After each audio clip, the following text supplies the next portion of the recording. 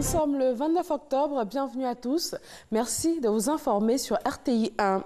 Le président de l'Assemblée nationale, président de l'APF est à Monaco. Amadou Soumaoro va faire une importante communication. Ce sera demain mercredi lors de la 36e session de la conférence ministérielle de la francophonie. Ce matin, il a participé à la 108e session du Conseil permanent de la francophonie. Le ministre de la Promotion de la Jeunesse et de l'Emploi des Jeunes a eu un entretien avec le premier responsable de Nestlé Côte d'Ivoire. Il a été question de la rencontre de l'Alliance pour les jeunes d'Afrique subsaharienne qui va se tenir prochainement à Abidjan. 5000 jeunes sont ciblés dans ce programme de Nestlé qui vise à trouver des stages de qualification et d'apprentissage pour ces jeunes. Ce 29 octobre marque la célébration de la lutte contre l'AVC. La première édition des Journées nationales de lutte contre l'accident vasculaire cérébral a permis aux acteurs de la lutte en Côte d'Ivoire de discuter des solutions en termes de diagnostic, de prise en charge et surtout d'actions de prévention. Jean-Marc Djadji. L'accident vasculaire cérébral, AVC, c'est 40 à 80% des cas d'hospitalisation selon la Société ivoirienne de neurologie SIN. Une situation alarmante pour l'ONG AVC Espoir qui organise la première édition des Journées nationales de lutte contre l'accident vasculaire cérébral sous le thème AVC, la prévention, une priorité nationale. Il s'est imposé à nous la question de la prévention. Parce que nous nous sommes rendus compte que si effectivement nous connaissions les signes annonciateurs d'un AVC, beaucoup parmi nous auraient pris un certain nombre de précautions. Cette journée est l'occasion pour les professionnels de santé d'échanger sur la prise en charge des malades et les méthodes de prévention, axe prioritaire de la lutte contre l'AVC. Il se produit dans le monde un AVC toutes les 2 secondes. Quand vous avez une maladie grave qui est susceptible de laisser des séquelles importantes, pour lesquelles il y a très peu de traitements, mais uniquement des traitements d'urgence, la gravité fait qu'on est obligé de prioriser la prévention.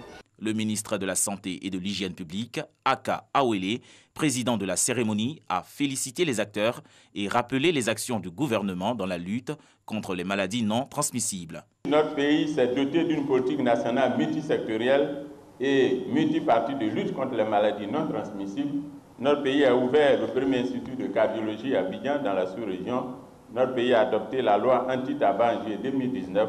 Séance de dépistage gratuit à l'appui, les participants ont bénéficié des conseils des experts. Les Journées nationales de lutte contre l'accident vasculaire cérébral s'inscrivent dans le cadre de la Journée mondiale de lutte contre l'AVC. Comment réduire les écarts entre les femmes et les hommes dans les filières maritimes, portuaires et des pêches? C'est autour de cette problématique que la communauté maritime a placé l'édition 2019 de la Journée mondiale des mers. Pour l'Organisation maritime internationale, l'autonomisation des femmes devrait favoriser le développement économique, stimuler la productivité et surtout servir les intérêts de tous les acteurs du domaine. Le gouvernement de Côte d'Ivoire s'inscrit dans cette même logique. L'actualité sur le continent est marquée par ce drame au Cameroun. Au moins 34 personnes ont perdu la vie dans un glissement de terrain à Bafoussam, dans l'ouest du pays. Un drame survenu dans la nuit de lundi à mardi. Les opérations de secours sont en cours pour tenter de retrouver la 50aine de personnes toujours portées disparues.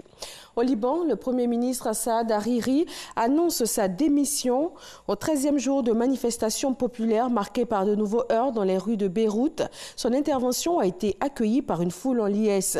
Le pouvoir n'avait jusque-là fait aucune concession face à ces mouvements qui réclament une démission d'un gouvernement qualifié de corrompu. Et puis on parle de Brexit pour terminer. Des élections anticipées s'annoncent après le ralliement de dernière minute de Labour ce mardi. Le projet de loi présenté par Boris Johnson doit être adopté aujourd'hui avec le soutien de la majorité du Parlement. Et avec l'aval du parti, le scénario d'une élection anticipée en décembre est très probable. Le leader de l'opposition travailliste, Jeremy Corbyn, indique qu'il est prêt à soutenir le projet maintenant que les 27 ont accordé à Londres un report du Brexit jusqu'au 31 janvier prochain. Et c'est tout pour ce 18h. Merci de l'avoir suivi. Retrouvez tout de suite l'information dans nos régions. Et moi, je vous retrouve à 20h.